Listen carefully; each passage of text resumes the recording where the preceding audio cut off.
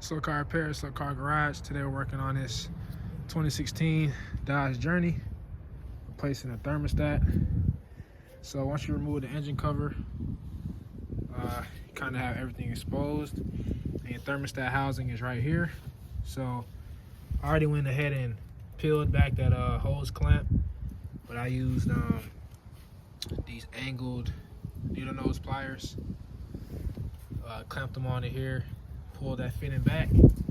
So I also have a bucket under here to catch any fluid that comes out. So let's go ahead and remove this hose.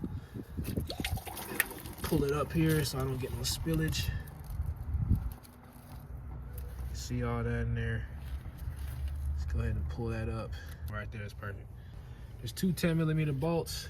There's one right here, and there's one below it that you can't see. So I'm gonna go ahead and remove those, and we'll go ahead and pull this housing out. All right, so once you get those two 10mm bolts out, you go ahead and remove the housing. Thermostat comes with it. You see the seal kind of ripped off, but that's cool. Exactly how this one comes out.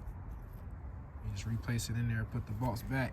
But once you put it in, it needs to be bled. So I'll show you how to do the bleeding process once I get the new thermostat in there. All right, so here's the part number for the thermostat.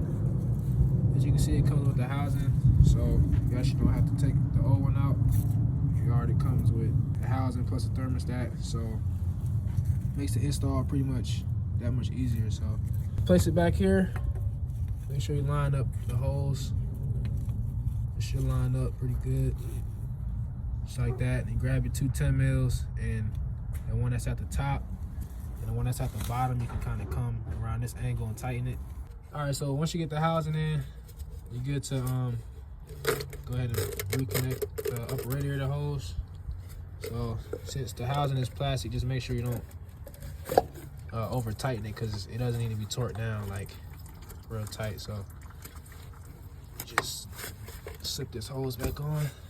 See, it's got the stopper right there, so you just stop pushing once it gets right there. Grab your pliers and slide the clamp back where it came from, and they can go ahead and start filling up coolant through the coolant reservoir right here. All right, so next you want to remove this bleeder screw right here so you can start the bleeding process, because there should be air pockets now that you took off the hose and changed the thermostat out. Got that removed. So next step, you want to open up your reservoir cap. All right, so once you start pouring coolant in here with this bleeder screw loose, you'll start to see a constant stream of coolant coming out. So once it's coming out steadily with no air bubbles, you can put the screw back in. You can tighten it down. It's plastic, so it doesn't go super tight. Just tighten it down. We're actually at the cold fill line right now, so we're gonna place the cap back on here, tighten it back down, make sure that's tight. And once everything's buttoned up, you got your bleeder screw in, hoses on, and reservoir is filled up, you go ahead and start the car and turn the heat all the way on to the max, turn the fan to the max, and wait for the car to get to operating temperature. And once you get that, fan kicks on, you know that your thermostat is good and the car won't overheat. All right, so go ahead and start your car.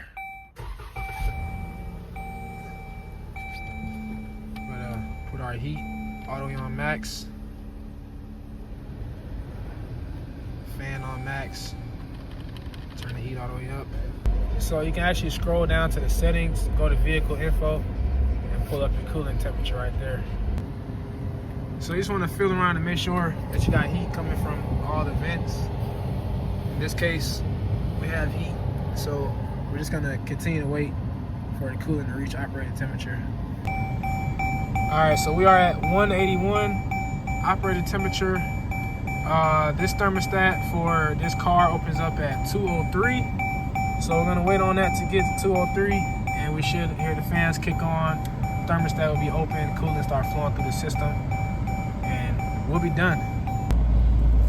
All right, so we have reached full operating temperature. Our temperature is looking good. Our fans have cycled on and off. successfully changed the thermostat as well as bled the cooling system of air. So now you're good to drive the car around. The coolant level in your reservoir may drop down a little bit, but nothing severe. So you're good to go. Until next time, guys, just like, share, subscribe, comment with any questions. Until next time, SoCar Repair, SoCar Garage. Peace.